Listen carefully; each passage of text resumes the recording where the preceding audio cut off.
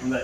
අද අපි මේ මොඩියුල් අංක 6 යටතේ අවසාන ප්‍රැක්ටිකල් එක කරන්න හදන්නේ. අවසාන ප්‍රැක්ටිකල් එකට තියෙනම් ඕහෙට් එක නම් ඕහෙට් එක මම කියලා දුන්නා ඔයාලට. අද තියෙන්නේ අවසානකදී ඉතුරු කරගෙන තියෙන්නේ මේ තහඩුව අයිබාල්කේ තබා පිරෝම් වෙල්ඩින් කරන ආකාරය. ඒ කියන්නේ මේ වගේ යකඩ තහඩුවක් උඩ උච්චයි නැහැ. නැත්නම් අයිබාල්කයක් තියලා වෙල්ඩින් එක කරනවා. මේ වෙල්ඩින් එක කරන් තියෙන්නේ මේ සිම්බල් එකෙන් පෙන්නලා තියෙනවා. මේ වටේම වෙල්ඩින් එක ගහන්න ඕන. මේක වැදගත්ම වෙන්නේ ගොඩනැගිලි වගේ හදද්දී මේ HN තමයි කියලා වෙල්ඩින් කරන්නේ. ඉතින් ඒකින්ද තමයි මේක වෙනම දීලා තියෙන්නේ මේ මොඩියුල් එකට මේක කරන්න කියන එක. මේ ඒවා උඩ තමයි ඊළඟ තට්ටුව යන්නේ. ඒකට මේ කණුවක් උඩ ඊළඟ තට්ටුව යනවා. මම පෙන්නන්නම් ඔයාලට. දැන් ඔයාලට පේනවා මේ බේස් ප්ලේට් එක තියෙනවා. මේ බේස් ප්ලේට් එක උඩ තමයි මේ HN එක තියලා තියෙන්නේ. මේක අයිබාල්කේ කියලා කියනවා. HN එක තියලා තියෙන්නේ මේ බේස් ප්ලේට් එක උඩ. මේක වෙල්ඩින් කරන්න පුළුවන් වෙන්න ඕන හොඳටම වෙල්ඩර් කෙනෙකුට. හරිද? මේ වෙල්ඩින් එක හොඳට ගහන්න පුළුවන්. දැන් මේවා වුණත් මේ ක්වොලිටිම වෙල්ඩින් නෙවෙයි පොඩ්ඩක් මදි. නමුත් මේකේ වහල විතරයි ගහලා තියෙන්නේ. ඒකින්ද ප්‍රශ්නයක් නැහැ. නමුත් උඩ තව තට්ටු යනවා නම් ඊට වඩා හොඳට වෙල්ඩින් පිරීලා වදින්න ඕන. ඊළඟ කාරණය තමයි මේක වෙල්ඩින් කරද්දී අපි ස්පීඩ් ලෙවල් එකක් තියලා ලෙවල් එකටද මේ වෙල්ඩින් කරන්න ඕන. ලෙවල් එකට තියෙන්න ඕන. එහෙම නැති වුණොත් බිල්ඩින් එක ඇදට තියේ. පැහැදිලිනේ? දෙපැත්තටම බලන්න ඕන. මේ පැත්තට බලන්නත් ඕන. මේ පැත්තට බලන්නත් ඕන. හරි? එතකොට ස්පීඩ් ලෙවල් එකට කෙලින් මේ අණු නක් ගන්න. මේවා පාදක කරගෙන තමයි මේ ඔයගෙන් ප්‍රැක්ටිකල් එක දීලා තියෙන්නේ. අයිබාල්කය වෙල්ඩින් කරන්න.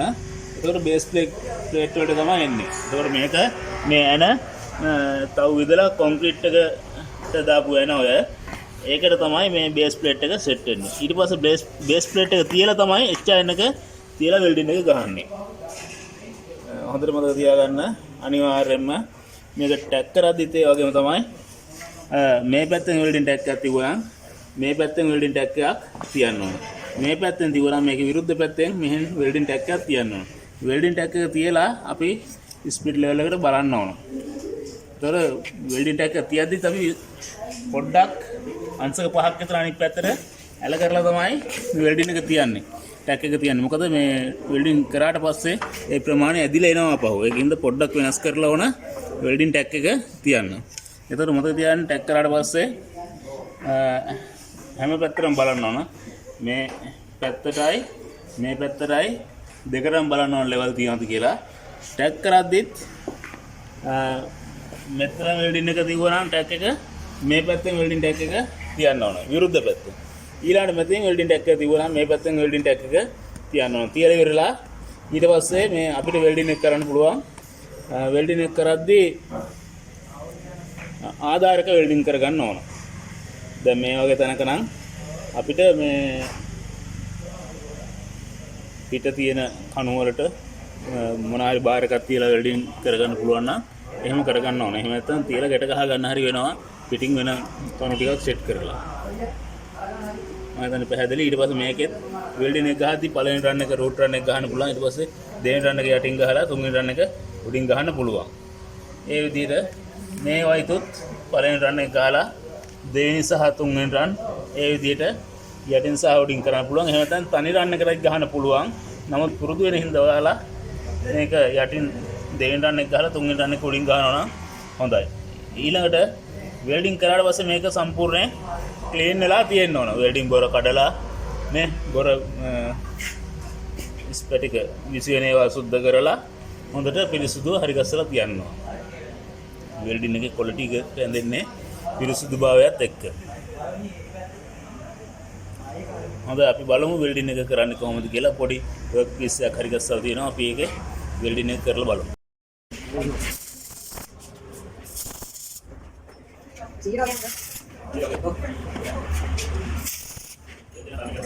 Ready?